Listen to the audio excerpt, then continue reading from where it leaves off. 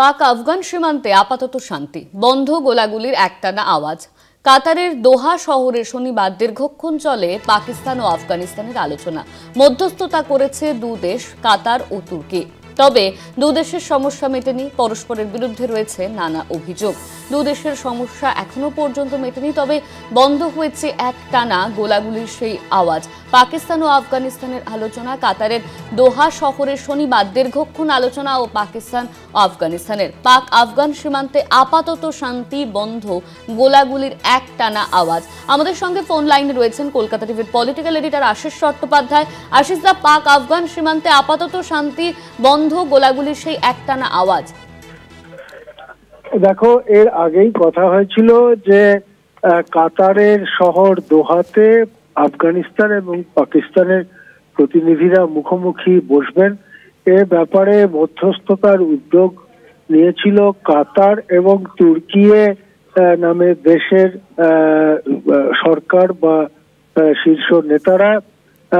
কিন্তু এই বৈঠক হবে এইরকম পরিস্থিতিতে আবার যুদ্ধ বেঁধে গিয়েছিল, ফলে বৈঠকটি কদিন দেরি হয়ে যায়। শেষ পর্যন্ত শনিবার দীর্ঘক্ষণ ধরে এই বৈঠক হয়েছে। তারপরে একটি বিবৃতি দেওয়া হয়েছে, যে বিবৃতিতে জানানো হয়েছে একটা যুদ্ধ বিরতি হলো। এটা অবশ্য কোনো একটা বড়সড় বা স্থায়ী ধরনের চুক্তি নয়, এটা হচ্ছে আপাতত একটা শান্তি কল্যাণ বলা যেতে পারে।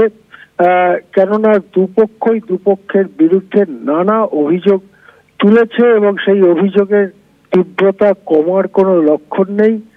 কিন্তু যাই হোক, আপাতত গোলাগুলি বন্ধ হয়েছে, আপাতত বিস্ফোরণের শব্দ শোনা যাচ্ছে না। অনেক এলাকা বিস্ফোরণের ফলে বিপর্যস্ত হয়েছে, বেশ কিছু মানুষ মারা গিয়েছেন, গৃহহারা এবং সম্পত্তি হারা হয়েছেন বহু মানুষ।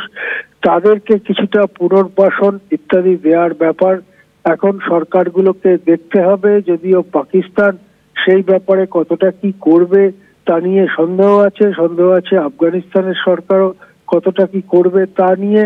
যাই হোক, আপাতত যুদ্ধটা বন্ধ হয়েছে। আমরা পরিস্থিতির ওপরে তীক্ষ্ণ নজর রাখছি। হ্যাঁ, ধন্যবাদ আশিস দা। আমাদের সঙ্গে ফোন লাইনে ছিলেন কলকাতা টিভির পলিটিক্যাল এডিটর আশিস চট্টোপাধ্যায়।